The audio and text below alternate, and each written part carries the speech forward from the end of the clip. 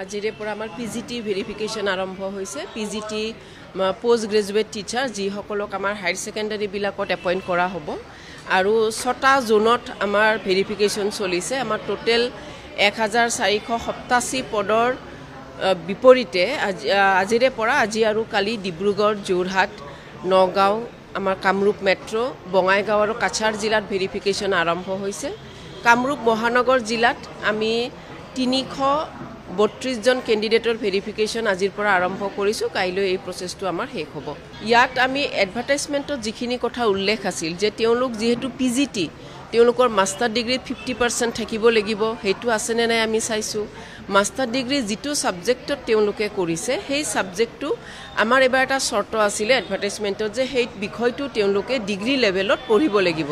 গতিকে সেইকাৰণে ডিগ্ৰীৰ চাৰ্টিফিকেটখিনিও আমি ভেৰিফাই কৰিছোঁ যে সেই বিষয়টো তেওঁলোকৰ গ্ৰেজুৱেশ্যনত মানে ডিগ্ৰীত আছিলে নে নাই।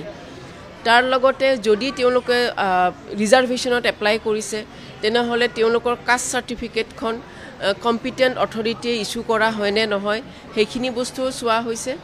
আৰু আমি এনচিচিৰ যদি বি গ্ৰেড চাৰ্টিফিকেট থাকে তেনেহ'লে 3 নম্বৰ আৰু এনচিচি চি গ্ৰেড চাৰ্টিফিকেটৰ কাৰণে 5 নম্বৰকৈ দিয়াৰ কথা যিহেতু এডভাৰটাইজমেণ্টত উল্লেখ আছে, সেই চাৰ্টিফিকেটসমূহ পৰীক্ষা কৰা হৈছে।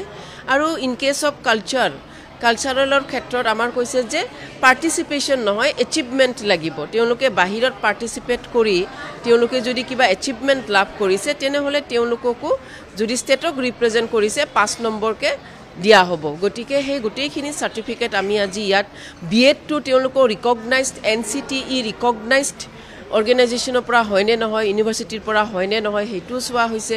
যদি কোনোবাই বাহিৰত মাষ্টাৰ ডিগ্ৰী কৰিছে অসমৰ বাহিৰত ডিষ্টেঞ্চত বা বিএড কৰিছে অসমৰ বাহিৰত ডিষ্টেঞ্চত তেনেহ'লে সেই ইউনিভাৰ্চিটিখনৰ ষ্টাডি চেণ্টাৰ আমাৰ অসমত আছেনে নাই সেইটোও পৰীক্ষা কৰা হৈছে। তেনেধৰণে গোটেইখিনি আমাৰ এডভাৰটাইজমেণ্টত যিখিনি টাৰ্মছ এণ্ড কণ্ডিশ্যনছ আছিলে সেই গোটেই বস্তুখিনি আমি ইয়াত আজি ভেৰিফিকেশ্যনত চাই আছোঁ। তেওঁলোকৰ NOCৰ ক্ষেত্ৰত কথা এটা আছিলে যে at the time of application তেওঁলোকক NOC নালাগে, কিন্তু চিলেকশ্যনৰ টাইমত NOC তেওঁলোকক লাগিবই। আৰু আমি অলৰেডি ৱেবছাইটত দিয়া আছিলে, আমাৰ মাধ্যমিক যি ৱেবছাইট আছে আমাৰ ডাইৰেক্টৰেট ছেকেণ্ডাৰী এডুকেশ্যনৰ, যে আমি সেই ৱেবছাইটত কৈছিলোঁ যে ভেৰিফিকেশ্যন ডেট আমাক লাগিব, ভেৰিফিকেশ্যন ডেট দিনাখন আমাক NOC প্ৰডিউচ কৰিব লাগিব।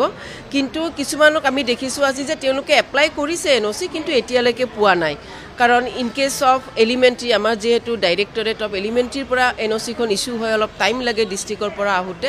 গতিকে আমি সেইখিনি আজি ৰিমাৰ্কছত লিখি থৈছোঁ যে NOC applied, need further verification, তেনেকুৱাকৈ আমি কথাখিনি আজি আমাৰ ইয়াত ভেৰিফিকেশ্যনত লিখি থোৱা আছে।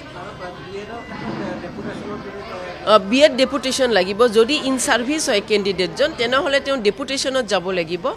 আৰু যদি তেওঁ ডিষ্টেঞ্চত কৰিছে তেনেহ'লে তেওঁ নিজৰ ৰেগুলাৰ ডিউটি হাৰ্ম নকৰাকৈ কৰা বুলি এখন NOC প্ৰডিউচ কৰিব লাগিব কম্পিটেণ্ট অথৰিটিৰ পৰা, তাৰমানে এপইণ্টিং অথৰিটিৰ পৰা।